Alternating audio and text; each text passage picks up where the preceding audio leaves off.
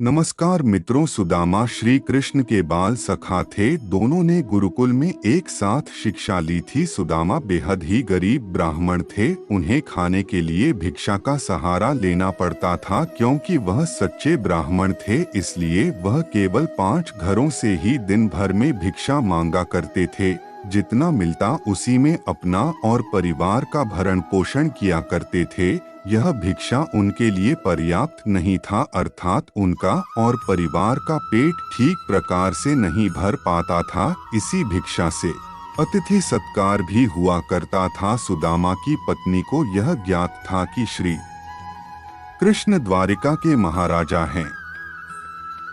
वह सुदामा के बाल सखा हैं। उनके ऐश्वर्य और वैभव की ख्याति दूर दूर तक फैली हुई थी। अगर सुदामा अपने सखा से सहायता मांगेंगे तो वह ना नहीं कहेंगे। ऐसा विचार करते हुए उन्होंने काफी प्रयत्न के बाद सुदामा को द्वारिका जाने के लिए मना लिया। रास्ता बहुत लंबा था और जाने का एकमात्र साधन स्वयं अपने 2 पैर थे। सुदामा अपने मित्र से मिलने संकोच और लज्जा के साथ द्वारिका की ओर निकल गए।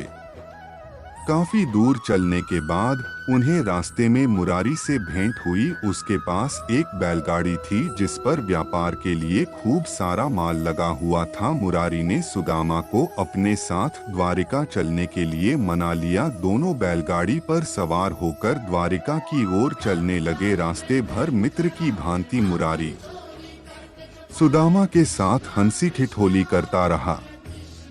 द्वारिकाधीश उसके मित्र हैं, इस पर भी उसका उपहास करता रहा, किंतु सुदामा उसकी बातों पर जरा भी क्रोध नहीं करता।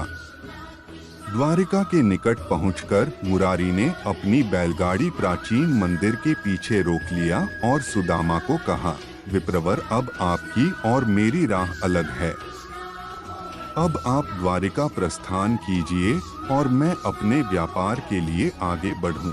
ऐसा कहते हुए दोनों अपनी राह अलग अलग चुन ली। सुदामा कुछ दूर गया ही होगा कि वह धन्यवाद और उससे कहाँ रहता है जानने के मंदिर के पीछे आया, किंतु वहाँ कोई नहीं था और ना ही बैलगाड़ी या उसका कोई नामो निशान। सुदामा आश्चर्यचकित और स्तब्ध रहा। उसके समझ में कुछ नहीं आ रहा था। अभी वह एक क्षण पहले मुरारी के साथ बातचीत कर रहा था, दूसरे क्षण वहाँ कोई नहीं है। वह समझ गया यह अवश्य ही उसके मित्र छलिया श्री कृष्ण की कोई लीला होगी।